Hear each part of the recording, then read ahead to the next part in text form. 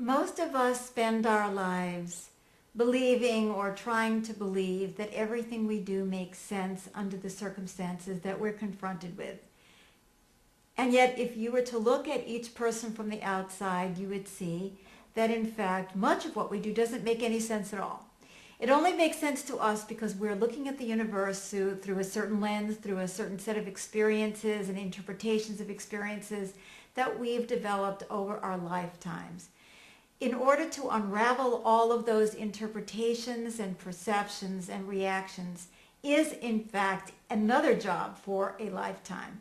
If we would like to continue rationalizing everything we do, justifying everything we do, and say, well, it's the only way, then we might as well just give up now and continue behaving exactly the same way and thinking the same thoughts and having the same opinions.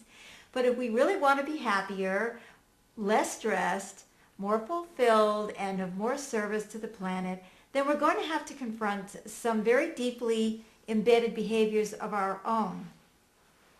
Where did these behaviors come from? Well, we all know already that they come from our childhood, they come from traumatic experiences, they come from our relationships with the people we grew up with, relationships that either got reinforced or confronted as we grew.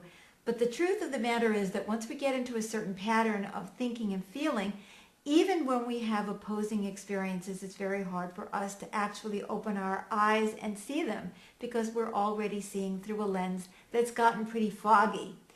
My job, our job, is to be able to go inside, find the sources and the roots of our behaviors and reactions, question everything, get to the truth about ourselves, and release ourselves from patterns that are self-destructive, painful, and hurt other people as well as ourselves. I like to think of myself as the Sherlock Holmes of the human being. Everything that you do and say and think is a clue to the deep mystery of the human psyche. And I have special gifts to notice those clues and to interpret them.